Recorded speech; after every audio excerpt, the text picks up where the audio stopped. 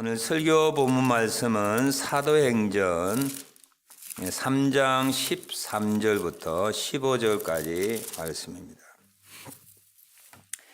사도행전 3장 13절부터 15절까지 말씀.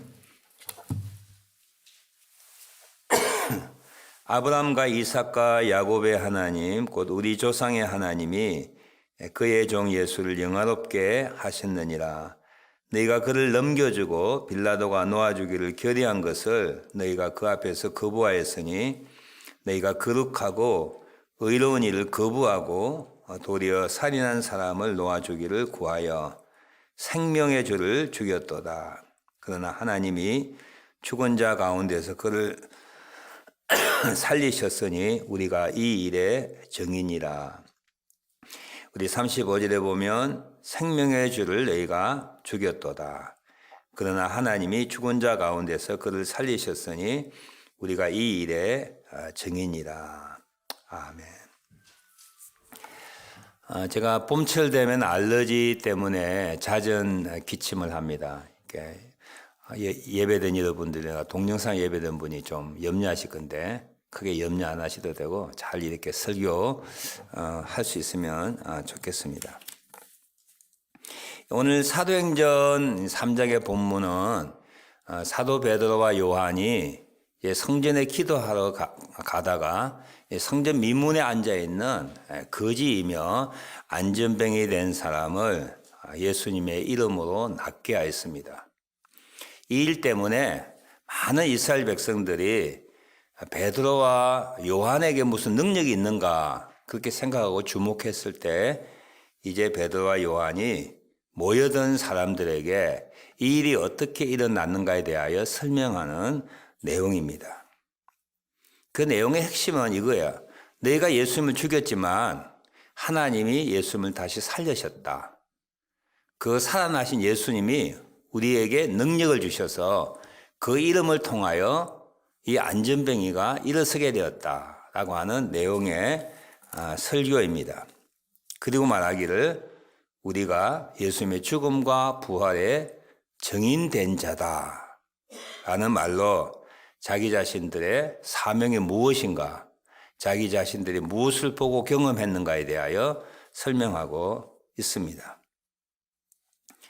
사실 예수의 제자들이 예수님이 체포당할 때와 또 죽임을 당할 때 저들이 어떤 행동을 했는가 우리가 알게 되면 이들이 공회의 위협에도 불구하고 우리가 예수님의 죽음과 부활에 대하여 증인되겠다라고 하는 이 선포와 고백은 굉장하게 큰 어떤 차이가 있음을 알 수가 있습니다. 저는 예수님 체포당할 때 다 도망했지요. 이 수제자 베드로는 어린 종 앞에서 3번이나 또는 저주하며 예수님을 부인했습니다. 그 막달라 마리아를 비롯한 여러 여인들이 빈 무덤을 발견하고 예수님을 만나고 난 다음에 우리가 예수님을 만났다. 그는 다시 살아나셨다라고 하는 말을 듣고도 그리고 빈 무덤에 가서 확인하고도 예수님의 부활을 믿지 못하였던 불신자였습니다. 도망자이며 배신자이며 겁쟁이와 불신자인 이들이 갑자기 용기 있는 사람으로 변하게 되었습니다. 예수님이 부활하였다고 오히려 이 부활의 증인이 될 때에 목숨을 내어놓아야 할 그는 위기 상황 가운데서도 내가 너희들 말을 듣는 것이 옳으냐 하나님의 말씀을 듣는 것이 옳으냐라며 공회의 위협을 이렇게 당당하게 이겨나가는 모습이 오늘 본문 후반부에 기록되어 있습니다. 이들에게 예수님의 죽음이 사실이었듯이 제자들은 예수님의 부활을 눈으로 보고 그리고 만져보고 그리고 그와 함께 생활하면서 40일 동안 생활하면서 예수님의 부활이 거부할 수 없는 죽음과 같은 확실한 사실한 것을 이들이 깨닫게 되었습니다. 그래서 계속 사도행전에 보면 사도들이 큰 권능으로 주 예수의 부활을 증거하니 무리가 큰 은혜를 입었다. 스데반도 사도행전 7장에 보면 이스라엘 역사를 쭉 설명하면서 마지막 부분에는 인자가 하나님 우편에 서신 것을 본다. 즉 인자이신 예수님이 부활하셔서 하나님 우편에서 서서 자기를 바라보는 부활 내용을 증거할 때 그는 돌에 맞아 순교하게 되었습니다. 사도행전 10장에 보면 사도 베드로가 이방인의 집 로마 백부장인 고넬료의 집에서 가르칠 때도 여전히 예수님의 죽음과 부활에 대하여 설교하고 있습니다. 이때에 성령께서 임하시고 고넬료 온 집안이 회심되는 놀라운 역사가 일어났습니다. 사도 바울도 부활하신 예수님을 만났습니다. 그리고 아시아와 유럽에 선교하러 다닐 때 사도행전 13장에 보면 역시 예수님의 죽음과 부활에 대한 이야기를 하고 있습니다. 복음의 핵심은 예수님의 죽음과 부활이었습니다.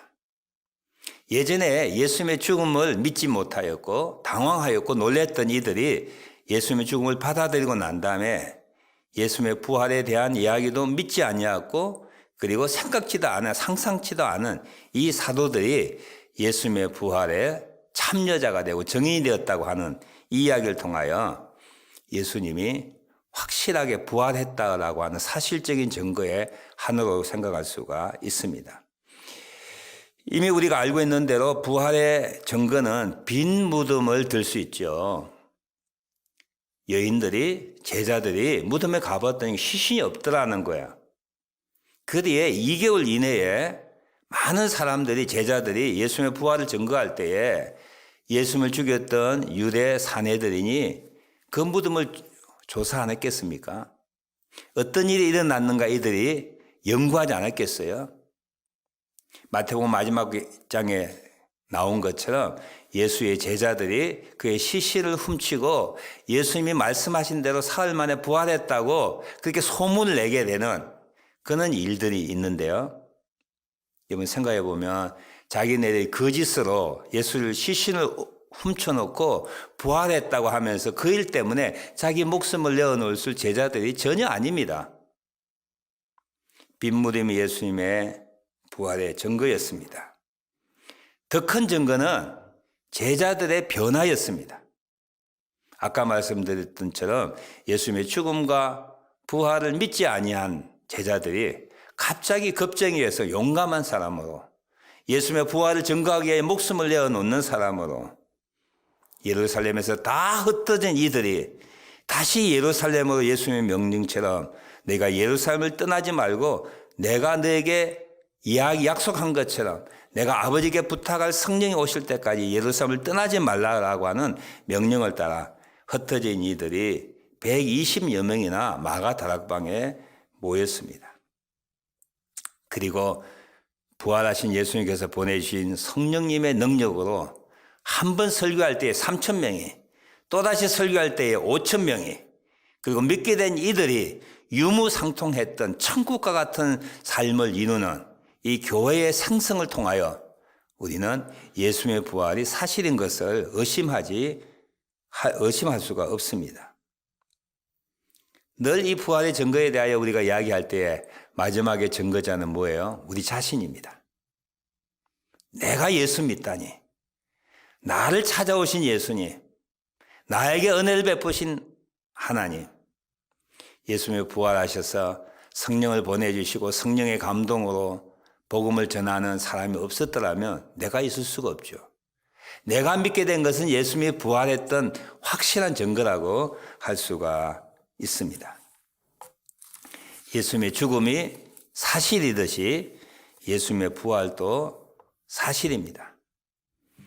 저는 여느 해와 좀 다르게 이 예수님의 생애, 예수님의 죽음, 예수님의 부활을 영적인 의미를 부여하는 다른 각도라서 한번 조명해보고 생각해보기를 원합니다.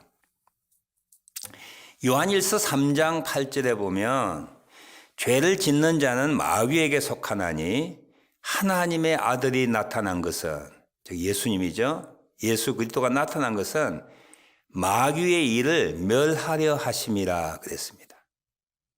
예수님이 나타난 것은 마귀의 일을 멸하기 위하여 오셨다고 하는 거야. 예수님의 태어남, 예수님의 사역, 가르침, 그 예수님의 죽음과 부활, 이 모든 것들이 마귀의 일을 멸하기 위하여 오셨다고 하는 거예요. 예수님이 오신 것과 그의 사역과 그의 죽음과 부활을 마귀를 멸하는 것과 함께 오늘 연결시켜서 이 부활이 얼마나 중요한지, 그리고 예수님의 죽음이 얼마나 중요한지, 그가 이 땅에 오셔서 사역하신 하나님의 천국 나라에 대한, 천국에 대한 가르침이 얼마나 중요한지 생각하기를 원합니다.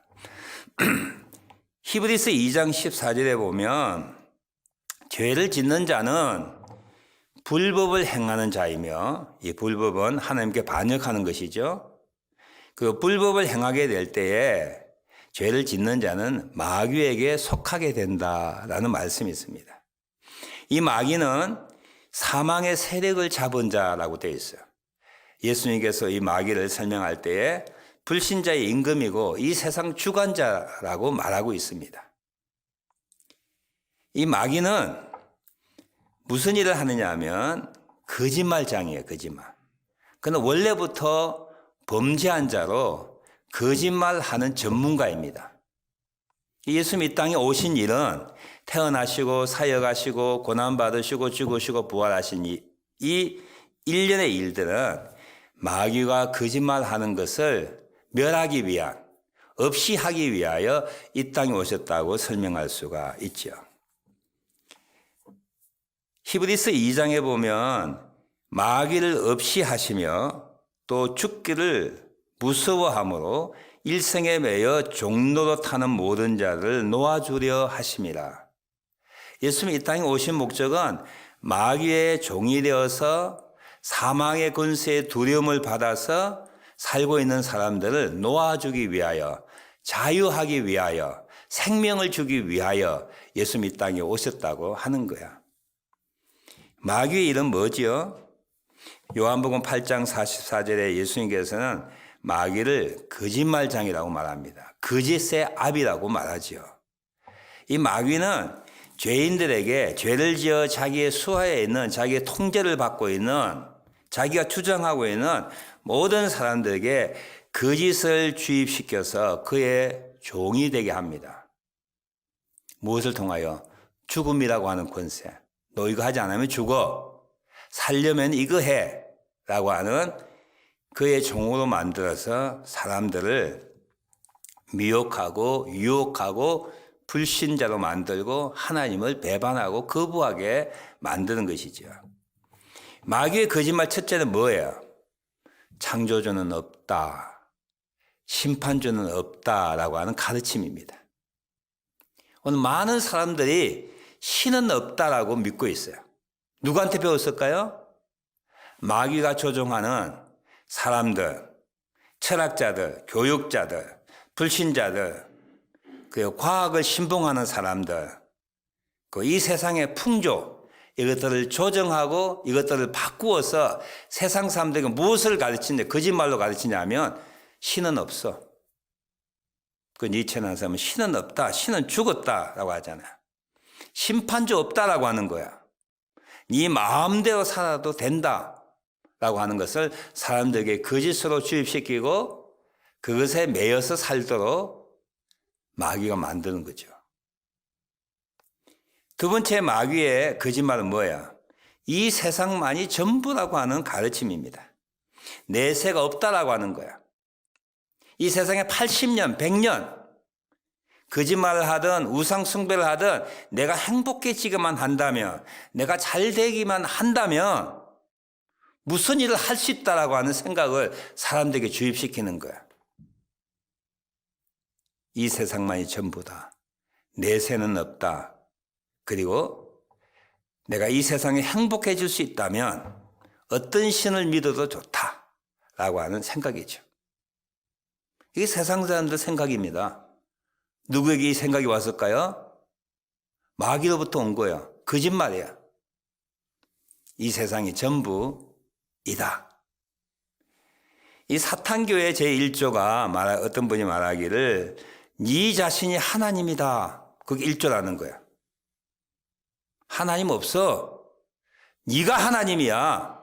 네 원하는 대로 인생을 계획할 수 있고 네 행복을 위한다면 무엇이든지 행할 수 있어 라고 하는 것이 사탄교의 이 신조 1조라고 하는데, 네 자신이 하나님이다 라고 하는 거야.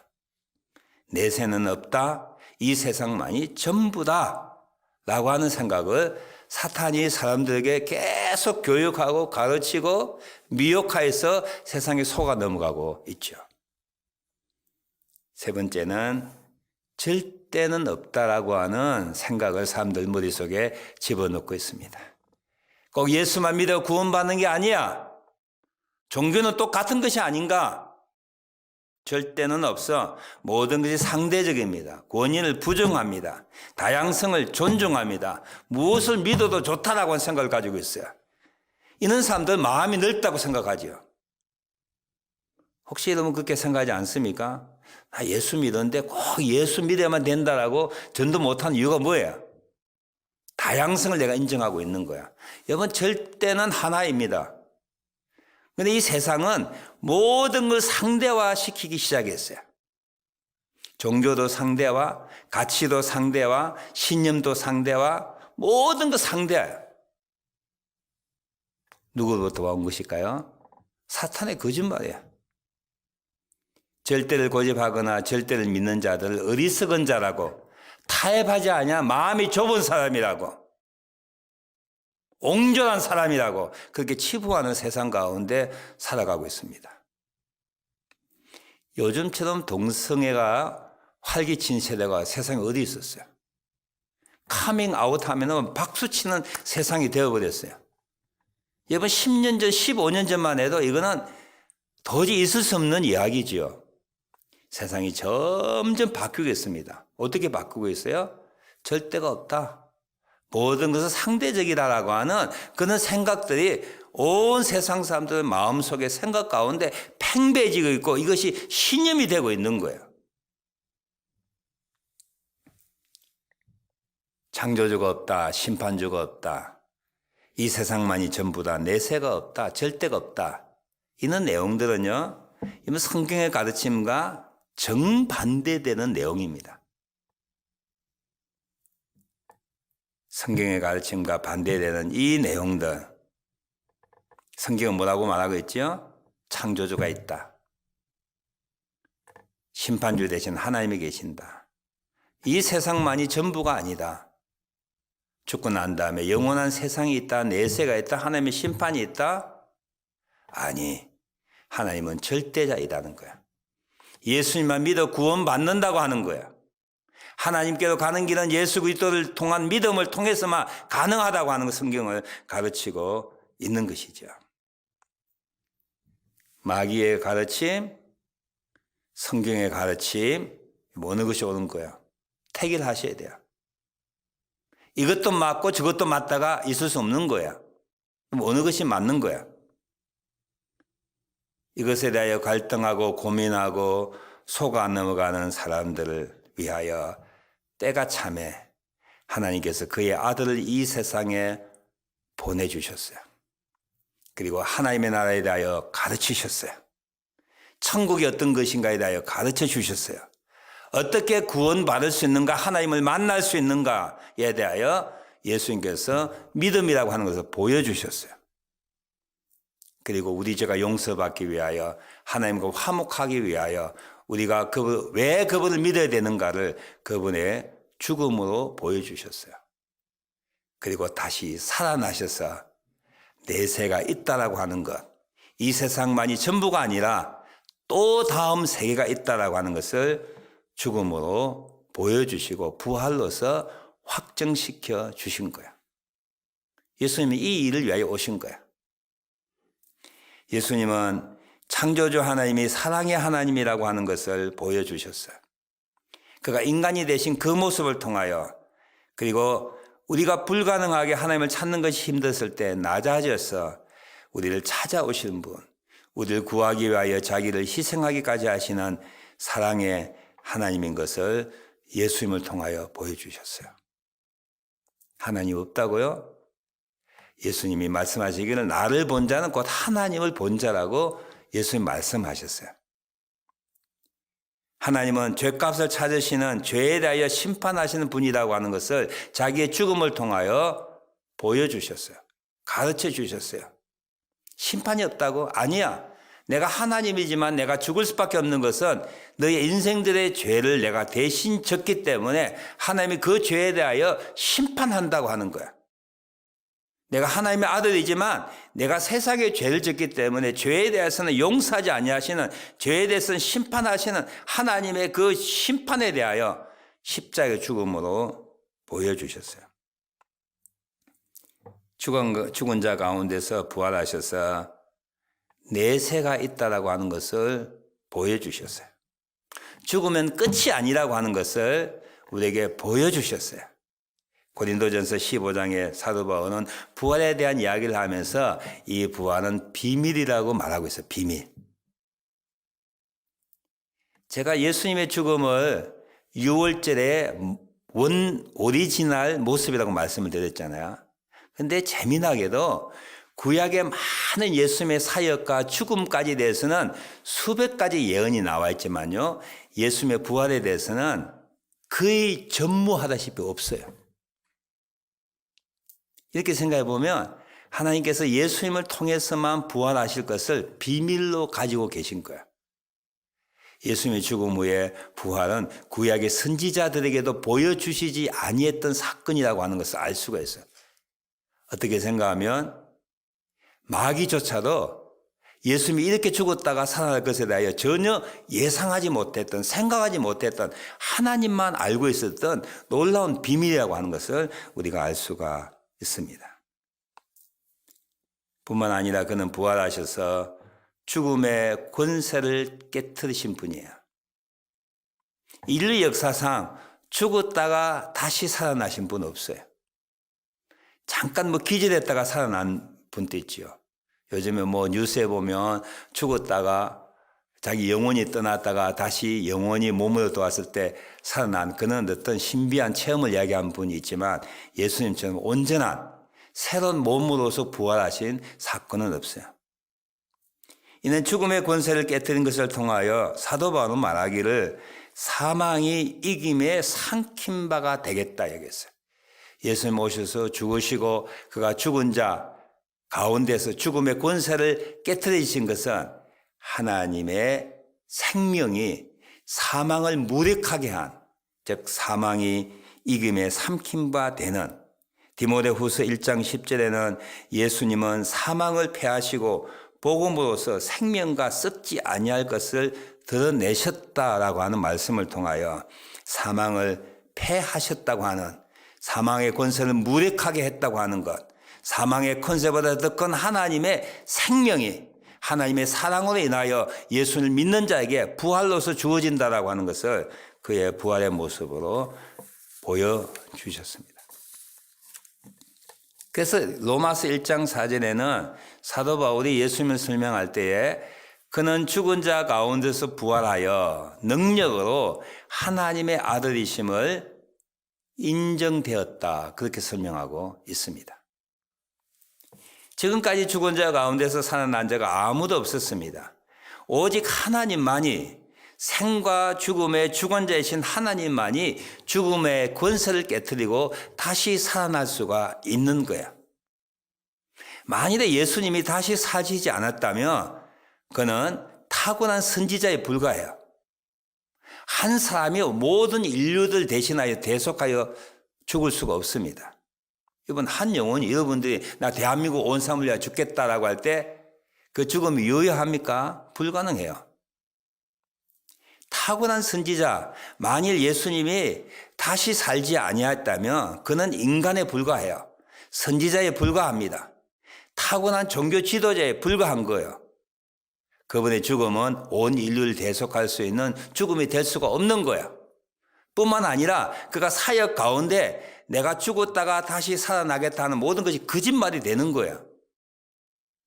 그의 말씀, 그가 가르치는 것이 사실인 것을 증거하고 인정받기 위하여 그는 다시 살아나셔서 그가 죄 없는 하나님이라고 하는 것을 보여주심으로 그가 말한 것이 진리이고 참이고 사실이고 영적 계시라고 하는 것을 보여주셨어요. 예수님 말씀하셨죠. 네가 내 말에 거하면 내 제자가 되고 진리를 알지니 진리가 너희를 자유케 하리라. 온 세상 사람들은 마귀의 거짓말에 속아서 살아가고 있습니다. 마귀의 종이 되고 있어요. 마귀는 우리를 위하는 것 같지만 사실은 죽이고 멸망시키기 위하여 이 땅에 왕노릇하는 거짓 왕이에요. 마귀에게 신음하고 죽음의 권세 앞에 두렵고 떨고 있고 하나님을 섬기지 못하는 세상 사람들을 자유케 하기 위하여 마귀가 하는 건 다 거짓말이야. 누가 그것을 거짓말을 폭로할 수 있어요? 하나님의 아들이 오셔야 되는 거야. 하나님이 직접 그 일을 하시기 위하여 하나님의 아들을 보내주시고 태어나게 하시고 천국에 대하여 가르치게 하시고 십자가에 죽게 하시고 부활하심으로 내가 몇 천 년 동안 거짓말에 속았다고 하는 것을 확실하게 보여주는 사건이 예수님의 탄생과 그분의 사역과 그분의 죽음과 그분의 부활과 그분의 승천이고요. 마지막에는 그분이 다시 오심으로 마귀의 거짓말을 폭로할 뿐만 아니라 요한계시록 22장 10절에 보면 마귀까지 마지막에는 하나님께서 징계하시고 영원한 불못에 던지는 그런 마지막이 있게 되는 것이죠. 예수님이 다시 살아나셔서 그가 하나님인 것을 보여주셨어요. 예수님이 다시 살아나셔서 그가 생전에 사역하시면서 천국과 믿음의 방법에 대하여 인생이 어떻게 살아야 되는가에 대하여 가르치는 모든 것이 참이라고 하는 것, 진리라고 하는 것을 그가 확정시켜 주셨어요. 그렇기 때문에 부활이 그렇게 중요한 거예요. 부활이 반드시 있어야 되는 거예요. 그분이 부활하셔야만 그동안 마귀가 했던 모든 것들이 거짓말이라고 하는 것이 폭로가 되는 거예요. 아까도 말씀드렸듯이 그의 아들이 하나님의 아들이 오신 것은 마귀의 일을 멸하기 위하여 오셨다. 그리고 죽기를 무수함으로 일생에 매여 마귀에게 종노릇하는 모든 자를 놓아주려 하심이라 그랬어요.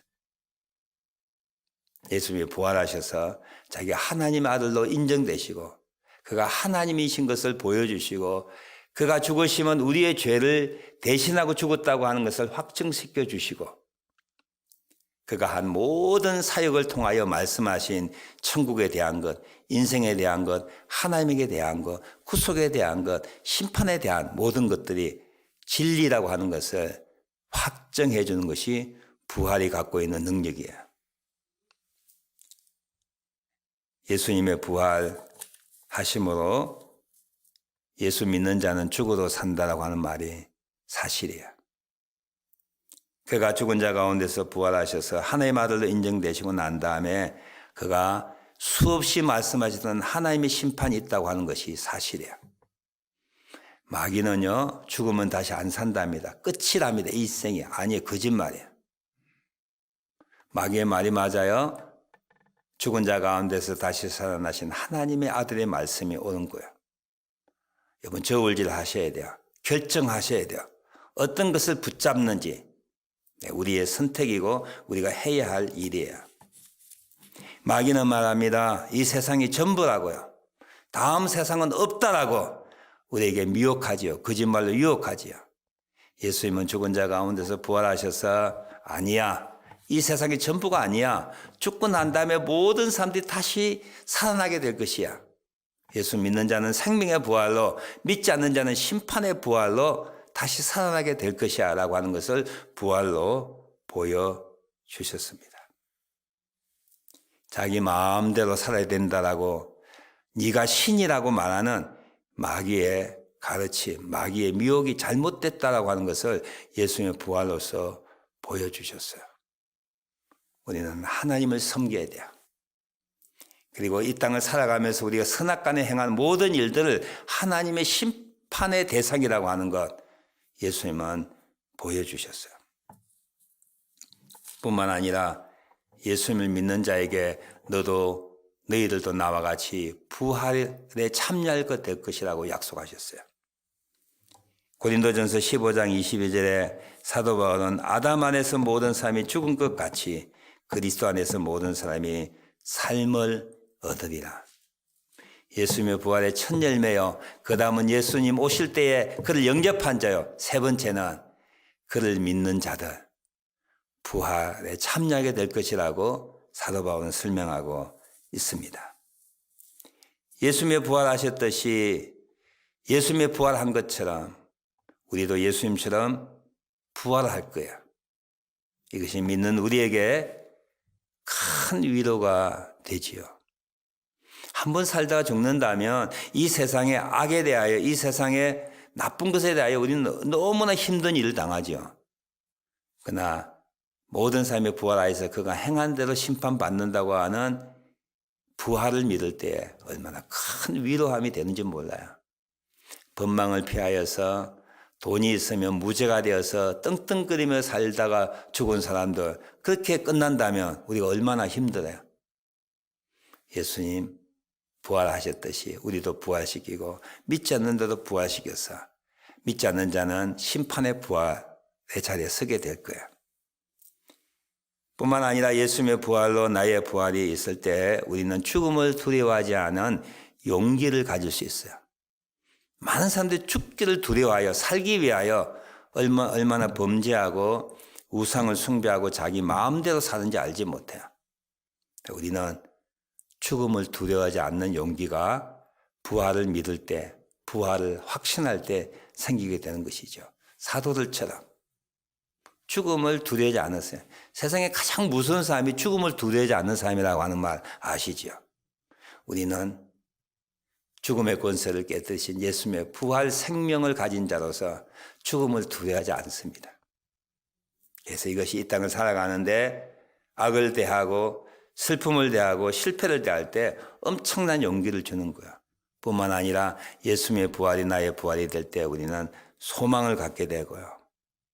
그 예수님의 부활하듯이 나도 부활한다고 하는 그 믿음을 갖게 될 때 우리는 이 세상에 매이지 아니하는 진정한 자유함이 있습니다. 세상에 종된 사람들은 얼마나 많은 것에 매여 살고 있는지 몰라요.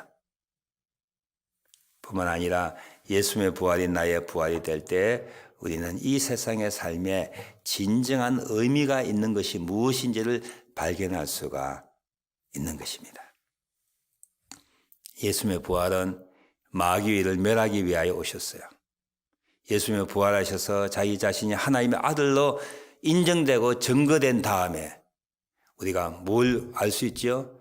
다 마귀가 말한 것이 거짓이구나, 속임수구나, 세상 사람이 이게 속아 넘어가고 있는구나 라고 하는 것을 우리에게 확실하게 보여주는 마귀를 멸하기 위하여 이 땅에 오신 하나님이신 것을 부활을 통하여 보여주셨습니다. 얼마나 놀라운 위대한 창조의 버금가는 영적인 재창조의 시작이 예수님이 이 땅에 오셔서 죽음과 부활을 맞이한 것을 통하여 인류에게 영적인 창조를 허락하신 위대한 사건이 예수님의 부활이야. 이것은 이 세상에 단 한 번 있는 사건이야. 이것을 통하여 많은 사람들을 살리고 그리고 마귀에게 속아 살아간 사람들에게 마귀의 가르침이, 마귀의 교훈이, 마귀의 설득이 거짓말이라고 하는 것을 보여준 사건이 예수님의 부활이라고 하는 건 믿으시고 소망을 가지고 위로함을 받고 용기를 가지고 자유함을 갖고 이 땅에 사는 의미를 다시 한번 되찾는 하나님의 백성 되었음에 감사하고 아직도 마귀의 종된 사람들에게 속아가고 있는 사람들에게 너희가 예수의 말에 거하면 제자가 되고 제자가 된 자에게 진리를 알고 진리를 알게 되면 자유케 한다고 하는 이 예수님의 부활의 복음을 증거하여서 하나님을 온전하게 섬기고 소망 가운데 용기 가운데 자유함 가운데 의미함을 누리며 살아갈 수 있는 사람들 될 수 있도록 복음을 증거하는 부활의 정인이 될 수 있는 우리 저와 모두 되시길 주님의 이름으로 축원합니다.